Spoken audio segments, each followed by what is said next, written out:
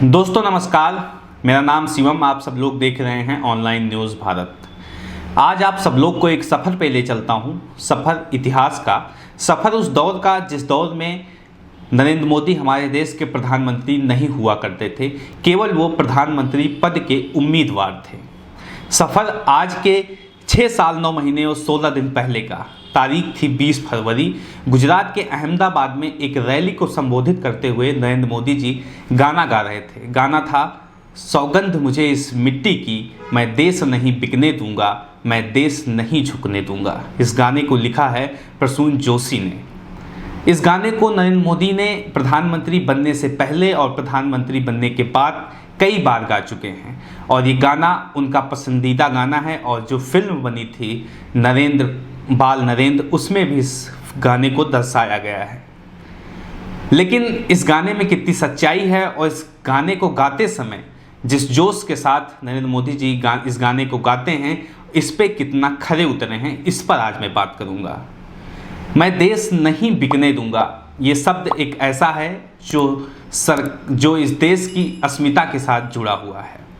और अगर वही मोदी सरकार मैं देश नहीं बिकने दूंगा कहने वाले मोदी जी अगर लगातार देश को बेचने का काम करते रहें, देश की सरकारी कंपनियों को प्राइवेट हाथों में सौंपने का काम करते रहें, तो सवाल पूछा लाजमी हो जाता है कि इस मोदी जी अब आप क्या कर रहे हैं? क्या आप अपना गाना भूल गए जो आप रैलियों में गाया करते थे, सौगंध मुझे इस मिट्टी की, मैं देश नहीं बिकने दूंगा।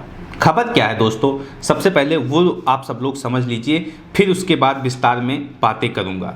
खबर ये है दोस्तों कि सरकार एक बार फिर से एक कंपनी को बेचने जा रही है, भारत पेट्रोलियम लिमिटेड। ये खबर आप सब लोग को कोई गोदी मीडिया नहीं दिखाएगा, कोई ऐसे मीडिया नहीं दिखाएंगे जो सरकार की जूतियां सीधी करने का काम करते हैं, सरकार की चाटुकारिता करने का काम करते हैं। लेकिन हम लोग का काम है सच दिखाना आप सब लोग के लिए, इसलिए मैं आप सब के लिए खबर लेके आया हूं। और इस चीज़ को समझ लीजिए कि अभी तक के दौर में मोदी सरकार ने जो डिसइन्वेस्टमेंट की एक प्रक्रिया शुरू किया है, वो किस हद तक जा चुकी है, इस चीज़ को भी आज आप सब लोग को मैं समझाऊंगा। तो दोस्तों मैं आपको बता दूं कि मोदी सरकार ने अभी तक 121 से ज़्यादा कंपनियों की डिसइन्वेस्टमेंट कर चुकी हैं। डिसइन्वेस्टमेंट क्या होता है ये भी समझाता हूं आप सब लोग को, प्राइवेटाइजेशन क्या होता है ये भी समझाऊंगा। सबसे पहले आप लोग समझिए डिसइन्वेस्टमेंट क्या होता है। जब किसी सरकारी कंपनी के कुछ शेयर को प्राइवेट हाथों में बेच दिया जाए तो उस प्रक्रिया को कहते हैं डिसइन्वेस्टमेंट। यानी 51% से ज़्यादा हिस्सेदारी सरकार की होती है और बचे हुए सारी हिस्सेदारी शेयर्स प्राइवेट हाथों में बेच दिए जाते हैं। फिर आता है प्राइवेटाइजेशन। प्राइवेटाइजेशन में क्या होता है, 51% से ज़्यादा की हिस्सेदारी सरकार प्राइवेट कंपनियों को बेच देती है और उस कंपनी से सरकार का नियंत्रण हट जाता है। फिर सरकार उस कंपनी के रूल रेगुलेशन में हस्तक्षेप नहीं कर सकती है। ये प्रोसेस होता है प्राइवेटाइजेशन का। तो दोनों में फ़र्क क्या है ये चीज़ आप सब लोग समझ गए होंगे। डिसइन्वेस्टमेंट की जो प्रक्रिया होती है, इसमें सरकार कंपनी के रूल्स रेगुलेशन में हस्तक्षेप कर सकती है, लेकिन प्राइवेटाइजेशन की जब बात आती है तो उसमें सरकार किसी भी तरीके से हस्तक्षेप नहीं कर सकती है। तो मोदी सरकार अभी तक 121 कंपनी से भी ज़्यादा डिसइन्वेस्टमेंट कंपनियों का कर चुकी है। दोस्तों मैं आपको बता दूं, जो डिसइन्वेस्टमेंट की प्रक्रिया है ये 1991-92 के दौर में शुरू की गई थी। तब मनमोहन सिंह वित्त मंत्री हुआ करते थे देश के। तब देश बहुत सारे आर्थिक संकटों से गुजर रहा था और इन्हीं आर्थिक संकटों से उभरने के लिए डिसइन्वेस्टमेंट का एक प्रोसेस लाया गया था, जिसके तहत उन कंपनियों को बेचा जाना शुरू किया गया जो कंपनियां लगातार घाटे में जा रही थी और सरकार उससे मुनाफा इकट्ठा नहीं कर पा रही थी। सरकार केवल उसमें पैसे लगा रही थी लेकिन मुनाफा नहीं आ रहा था। तो ऐसी कंपनियों को सरकार बेचना शुरू कर दी और इसका नतीजा ये रहा, सरकार थी वो आर्थिक संकटों से उभरी और देश निखर के सामने आया। लेकिन मोदी सरकार के दौर में क्या हो रहा है इस चीज़ को आप समझ लीजिए। अभी तक लगभग 4 लाख करोड़ रुपए से ज़्यादा का इन्वेस्टमेंट कर दिया गया है हमारे देश के अंदर सरकारी कंपनियों का। लेकिन इसमें से 3 लाख करोड़ रुपए से भी ज़्यादा का जो डिसइन्वेस्टमेंट हुआ है वो केवल मोदी सरकार में हुआ है पिछले 6 सालों में। तो यानी मोदी सरकार क्या कर रही है, उसके पास कोई और ऑप्शन नहीं है, कोई और जरिया नहीं है पैसे निकालने के, पैसे कमाने के। वो केवल सरकारी कंपनियों को लगातार बेच रही है, उनके शेयर्स को बेच रही है और ऐसे बहुत सारी कंपनियों को उसने प्राइवेट भी कर दिया है।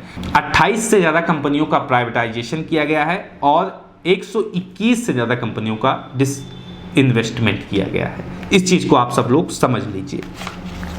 अब आगे बढ़ते हैं और आप सब लोग को बताते हैं कि जो नई कंपनी अभी बेची जाने वाली है इसकी क्या वजह है और किस लिए मोदी सरकार इसे बेचने पे आतुर है। तो बात यह है कि इस साल सरकार ने जो एक आंकड़ा तय किया था कि डिसइन्वेस्टमेंट प्रोसेस से इतने पैसे निकालेंगे, वो पैसे पूरे नहीं हो पा रहे थे, उसमें बहुत सारी कमियां आ रही थी क्योंकि कोरोना का दौर आ गया, इसमें कंपनियां बेची नहीं गई। तो इस बार भारत पेट्रोलियम लिमिटेड को बेचने की बात कही गई है और इस कंपनी को बेच के जो सरकार का तय रकम थी डिसइन्वेस्टमेंट प्रोसेस से पैसे निकालने की, उस रकम को सरकार निकालेगी।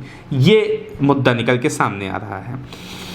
तो एक तरह से देखा जाए तो मोदी सरकार लगातार सरकारी कंपनियों को प्राइवेट हाथों में सौंपने का काम कर रही है। हर बार हर तरीके से ये गलत कहा जा सकता है और जो डिसइन्वेस्टमेंट का प्रोसेस है कि जो सरकारी कंपनी है उनको निजी हाथों में सौंप देना किसी भी लिहाजन सही नहीं है। हाँ, ये बात अलग है कि कुछ मामलों में इसको सही ठहराया जा सकता है, वो भी बहुत गिने चुने मामलों में, वो भी ऐसे चीज़ों में जहाँ पे डिसइन्वेस्टमेंट करना सही हो, वो बहुत माइन्यूट चीज़ें होती हैं। आप इसका आकलन इस बात से कर सकते हैं कि डिसइन्वेस्टमेंट का प्रक्रिया जब शुरू हुई थी वो 91 और 92 का दौर था और आज दौर आ गया है 2020 का। जितना 20 सालों में डिसइन्वेस्टमेंट हुआ उतना मोदी सरकार ने पिछले 6 सालों में डिसइन्वेस्टमेंट उससे 2 गुना 3 गुना कर दिया। ये चीज़ आप समझ सकते हैं कि मोदी सरकार कितना ज़्यादा आतुर है सभी सरकारी संस्थानों को बेच देने में, सभी सरकारी संस्थानों को बेचकर उनको निजी हाथों में सौंप देने में। आपकी राय क्या है इस वीडियो को देखने के बाद, उसको कमेंट बॉक्स में बताएं। साथ ही साथ चैनल को सब्सक्राइब करें और वीडियो को लाइक करना बिल्कुल ना भूलें। मिलते हैं इसी तरह किसी और वीडियो के साथ, तब तक के लिए नमस्कार।